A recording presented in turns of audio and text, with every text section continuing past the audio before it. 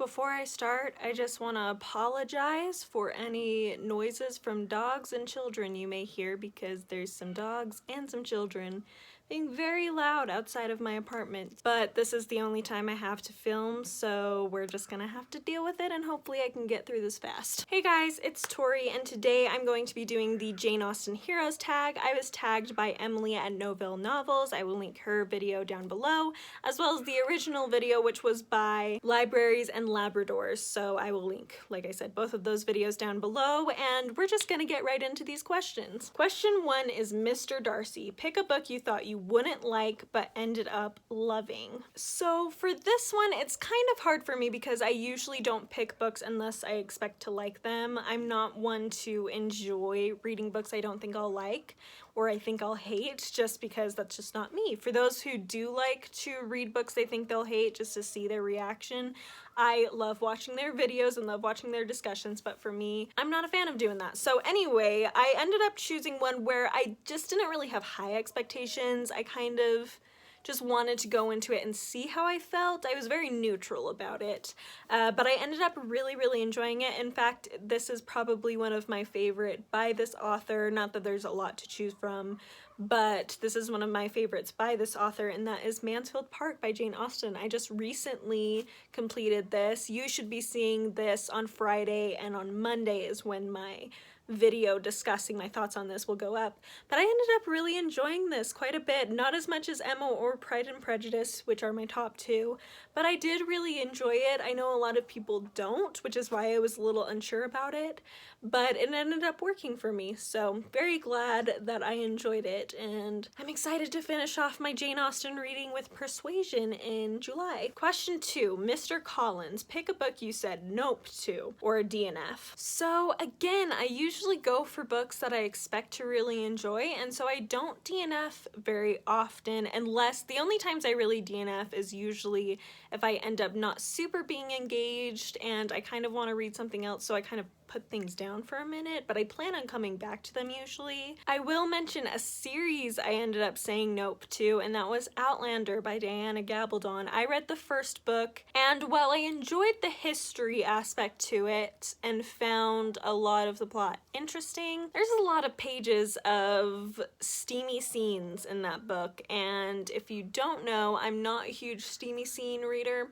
So I was very turned off by that. I think I've heard that the sequels don't have, or at least the second one doesn't have quite as much, but I just would prefer not to read that. So I ended up DNFing that series after the first one. Oh my goodness. The children and the dogs are barking at each other, so it just is amplifying everything. Anyway, so yeah, Outlander is going to be my answer for that. No shade if you like Outlander. It definitely is just a personal preference of I just don't really like the smutty scenes. So anyway, question 3 is Whickham. Pick a book with a misleading cover. For this, I'm going to go with another book I recently read that you'll see in my February wrap-up, but that is The Return of the Native by Thomas Hardy, specifically my edition. As you can see, it has this nice green bright look. I mean, it's cloudy, but it's pretty, you know, bright outside. And I just feel like it's misleading simply because you would expect kind of a story similar to some of Hardy's other novels where it takes place during the day, for example, and is kind of springtimey feeling, maybe a little autumnal feel. But this book mostly happens at night, and I actually feel like it has more of an atmosphere of winter, which is why I feel like this cover is a bit misleading, because it kind of gives it a look of this charming country story, whereas really it's a lot more supernatural and eerie and dark than what this cover would lead you to believe. So in fact, it threw me off when I was reading, having such an atmospheric, grim, gothic story when having this cover. So question 4 is Mr. Knightley. Pick a childhood favorite that has stuck with you through thick and thin, and I'm going to have to go with the Harry Potter series. I know there's been a lot of drama and feelings about J.K. Rowling recently, but I'm sorry.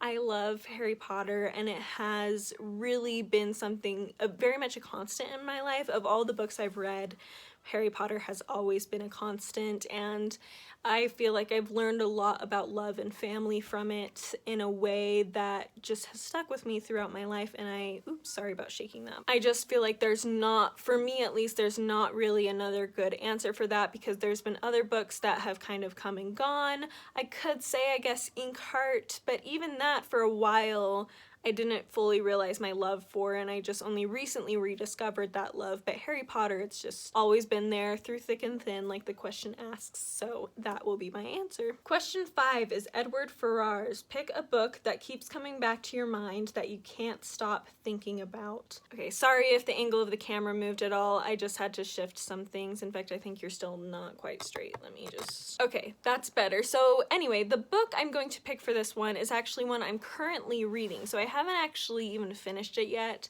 but even before I started reading it, I've wanted to read it so bad. It's not on my March Books to Books TBR at all, and it's not even on a challenge like TBR or anything. It's just one that I can't stop thinking about, and I just want to read it so bad. So I finally have started. I'm only like 50 pages into it, but even just 50 pages in, I can't stop thinking about it either, and that is The Invisible Life of Addie LaRue by V.E. Schwab. This is the dust jacket because you're currently sitting on the actual book. But anyway, I am currently reading this, and for months beforehand, just because of the praise it's received, I couldn't help thinking about it, and then I read the first chapter, and the writing just got me, and now I'm reading it, and I've already gotten emotional. Not because it's necessarily sad. I mean, it is sad. It's about a girl who everybody forgets her as soon as they leave the room, as soon as she leaves their line of sight, pretty much.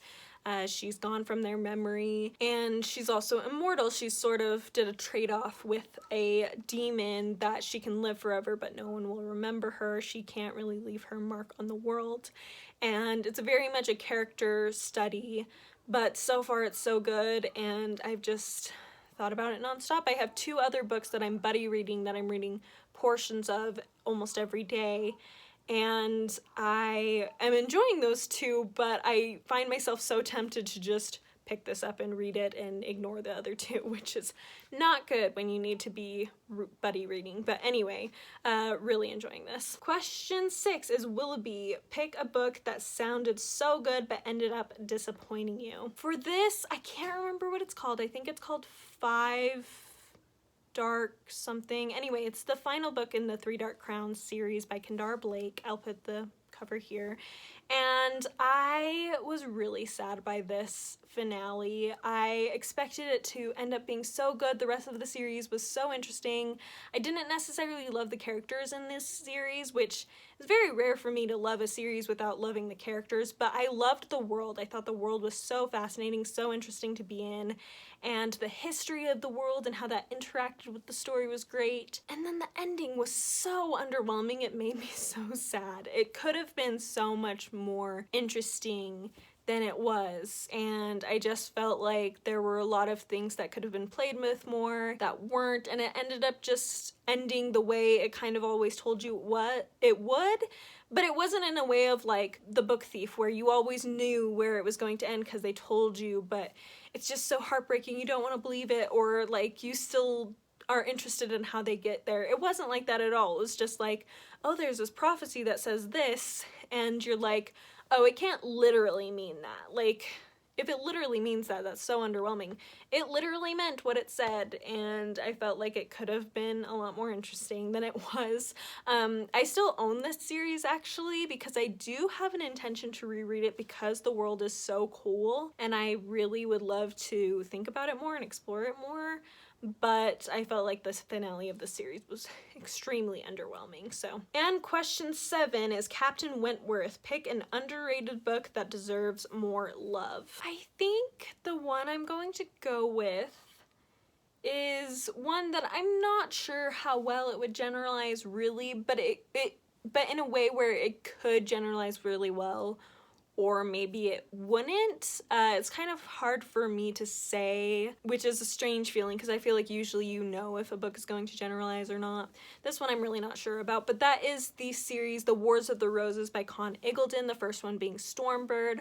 I just feel like more people should read this because it is a very, very well done story. We're able to follow multiple perspectives, see a lot of different environments, different social classes throughout the series, and the character development is pretty good in my opinion for having that many perspectives within the number of pages that are involved in that story.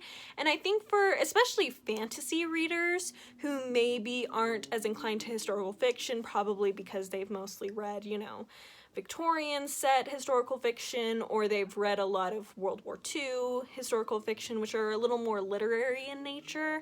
This one kind of has a lot more along the lines of fantasy as far as kingdoms at war and battles and politics and all that. Those aspects of that are in a lot of fantasy novels are really well done in this. And so if you're okay with getting rid of the magic part but still keeping all those other aspects, I think a lot of people would really like this series.